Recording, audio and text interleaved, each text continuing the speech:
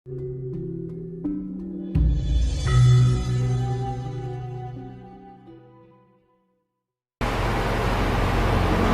Mas, apalagi kita berbuat jelek sekali saja lah. Kita 1000 kali buat baik, sekali buat jelek, selesai, sudah tertutup yang baik. Makanya surga dan neraka itu manggone neng gone dunia nyata. Kenapa saya bilang begitu? Kalau kita berbuat baik, pasti banyak orang yang memuji. Swargo, suarane rogone jenengan penak. Wah, wong kae lho penak wonge, awean, wonge apian, sopan pasti kembali ke diri kita. Pasti. Jadi surga neraka di dalam diri kita sendiri. Ya pasti. Dan itu adanya di dunia ini. Nyapa kok saya bilang seperti itu? Kita tidak usah berandai-andai. Karena modal kita untuk kesana sang ini adalah berbuat baik kepada sesama. Urusan dengan Tuhan biarlah diri kita dengan Tuhan yang tahu. Nggak usah dipakai bacaan yang aneh-aneh. Toh di bacaan ini kan itu cuma syariat. Hakikatnya kan kita nggak tahu. Isinya juga nggak tahu. Makanya kalau kita mau merokok surya, tukulah rokok surya. Kalau pengen rasanya bukaan, piye rasanya bukaan, sumeten rokokan. Nah, jadi sebetulnya kalau kita itu mau belajar ngelmu itu angele lek wis ketemu, bukan lek rung ketemu Mas. Oh, angele kalau angele iki lek wis ketemu, ilmu itu angele wis ketemu. Nyapa kok angel wis ketemu diterjemahane iki kudu ngene, wah abot tebake. Angel nglakoni. Angel Mbah. Angel nglakoni iki angel. Dadi lek urung ketemu, urung ketemu ya aku gak ero nglakoni piye. Dadi ilmu iku angele yen wis ketemu. Pomo ketemu katakanlah pengen aku ki cedhek karo sedulur papat, lakone ya kudu ngene iki. Ya ternyata angel ta ya. Ah, dadi angel iki yen wis ketemu. Ilmu itu angel yang wis ketemu. Jadi surga neraka itu jelas adanya di dunia nyata, di kehidupan kita. Coba jenengan katakanlah bacok wong di sana gitu. Suarane wong saantero donya. Wong kae lu bacok neng kono, udah jelek selamanya. Nggak enek sing ngomong sampean api, nggak ada. Itu sudah suarane tonggo-tonggo ora karu-karuan. Kayak misalnya dan itu akan diciding Mas. Akan diciding. Makanya kalau kita itu ingin dihargai, kita harus menghargai, harus. Jadi kuncinya kembali kehidupan adalah berbuat baik kepada sesama. Ngapunten Mbah, kula kok penasaran masalah nama sedulur papat tadi Mbah. Yang apa istilahnya namanya Legi, Paing, Pon. Nah itu bagaimana sejarahnya Mbak? Sejarahnya begini. Karena kakang kawah adi-hari kakang barep adi uraki punang langket mesti nenggone tanem neng jerone bumi. Mosok kita hari-hari arep goleki neng jerone bumi kan nggak mungkin.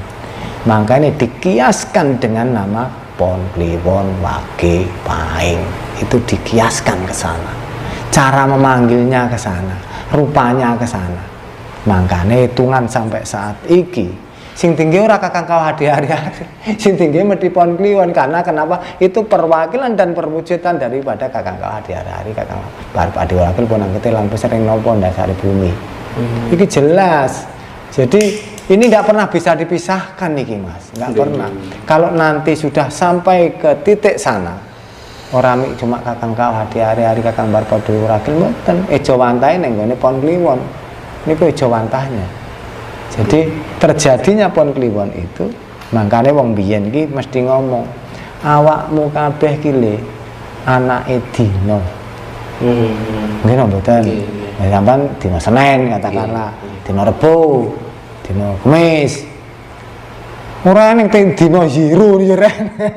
Dadi wong urip kabeh mah anake dina. Lah dina kuwi lek ning Jawa karena ejo wantahe kakang kawah hari-hari kuwi ning gone Pon Kliwon. Dadi serangkepane mesti Senin Pon, Selasa Wage, Rebo Kliwon. Makane lek arep jejodohan digandengne awakmu apa le akad Pon, sita apa Senin Legi, jumlahe pira, turah pira. Ya wong Jawa ki pinter.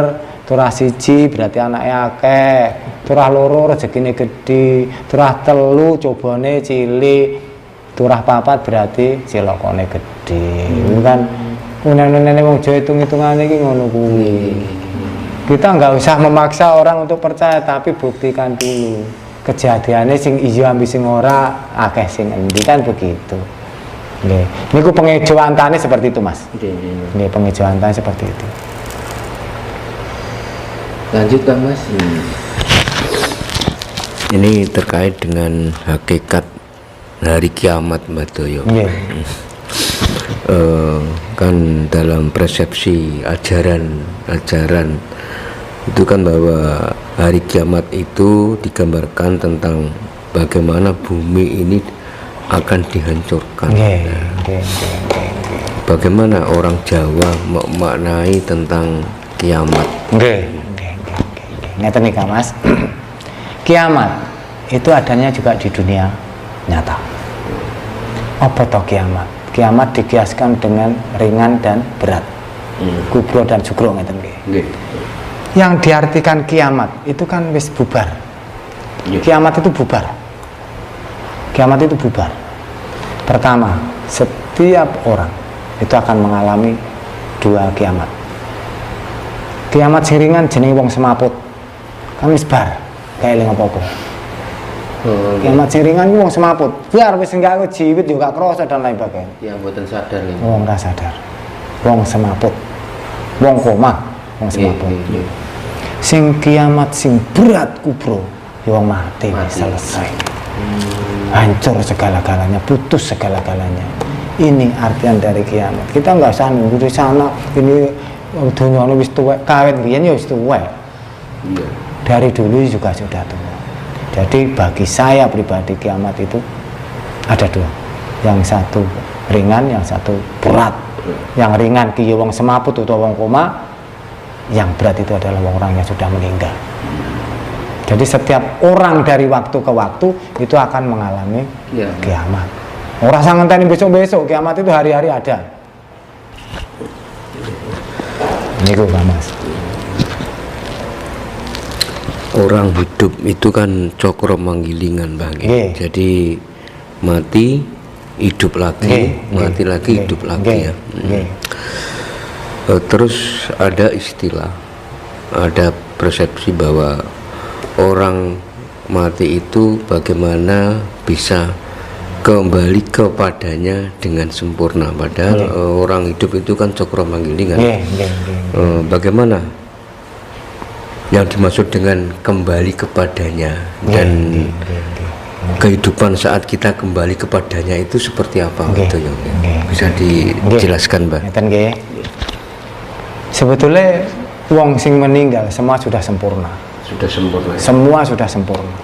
Kalau tidak sempurna dia tidak meninggal. Karena dia sudah meninggalkan segala sesuatunya.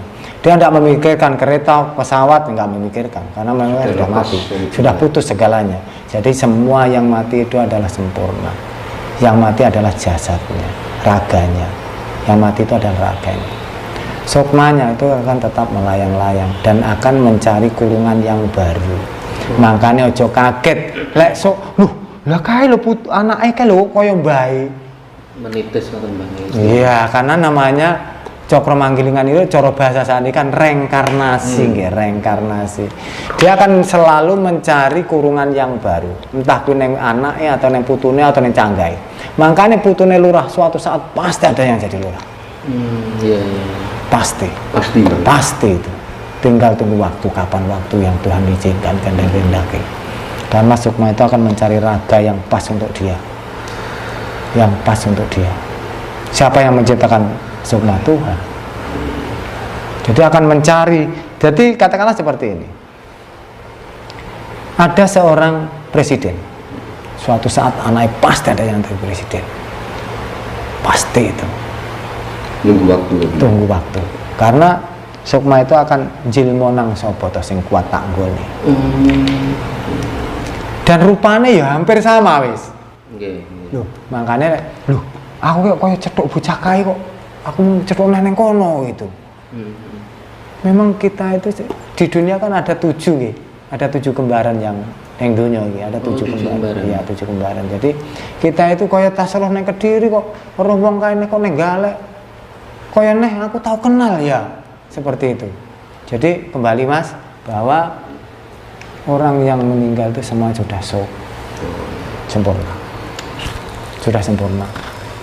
Ini terkait dengan konsep reinkarnasi, Mbah, bahwa orang yang mati nanti bakal akan hidup kembali. Apakah jika orang yang mati itu lelaki atau perempuan terus hidup kembali itu, apakah kita juga terlahir kembali dengan sosok perempuan lagi apa laki-laki, Mbak? Oh enggak seperti ya? itu, enggak. Dia itu kalau sudah menjadi sukma itu dia tidak berwujud tidak mengenal kelamin ya? Enggak ada. Orang sudah menjadi sukma ya sukma. Jadi sukma itu ibarat cahaya. Jadi dia enggak laki enggak perempuan. Jadi dia tetap wujudnya seperti itu, dan dia juga akan mencari kurungan yang pas untuk dia. Seperti kerang kayak loh, Mas. Kerang dikala dia katakanlah dia sudah besar isinya itu ya, dia kan akan keluar mencari tempat yang baru yang cocok. Kalau dia nggak cocok ya dia akan keluar lagi, nggak cocok nggak keluar lagi. Kalau dia sudah pas nyaman, sama sudah akan seperti situ. Itu reinkarnasinya juga sama halnya seperti itu. Jadi tidak mengenal laki atau perempuan, namanya sukma ya sudah sukma. Jadi bisa menjadi perempuan juga bisa menjadi laki-laki. Sudah tidak mengenal jenis kelamin. Enggak mengenal jenis kelamin. Namanya sukma itu sudah tidak mengenal jenis kelamin. Ya nanti bisa juga menjadi perempuan, bisa menjadi laki-laki. Bisa. Apakah itu bisa diminta, Mbak? Diminta maksudnya seperti apa? Ya seperti titisan atau reinkarnasi itu bisa diminta. Oh, enggak bisa. Enggak bisa. Karena namanya roh itu akan memilih jalannya sendiri. Mana yang kuat aku tempati. Sebagainya kurungan iki lek semene tak nggone sedeng gak, nyaman gak. Nah itu.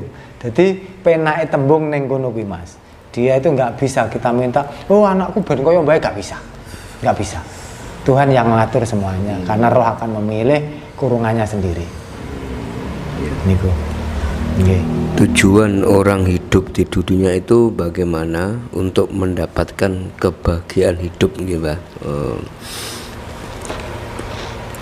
Kebahagiaan hidup yang seperti apa, Mbak, yang harus dicari manusia ini? Nggih. Kebahagiaan, apa yang kita cari untuk kebahagiaan atau gimana? Apa yang kita cari? Kebahagiaan hidup yang seperti apa yang harus dicari manusia? Manusia itu sebetulnya sederhana, kita nggak usah muluk-muluk. Yang penting kita minta cukup sudah, cukup sajalah, nggak usah lebih, cukup. Sedaya cukup nih, cukup semuanya. Simpel toh? Kita itu cuma berdoa minta untuk cukup dan meyakin bahwa Tuhan akan memberikan kita cukup. Tanpa kita yakin, doa kita nggak akan pernah dikabulkan. Jadi tujuan kita adalah hidup cukup. Berarti hakikat kebahagiaan itu ya cukup. Itu tadi, Mbak. Ya cukup. Jadi kalau kita cukup itu mencakup semua.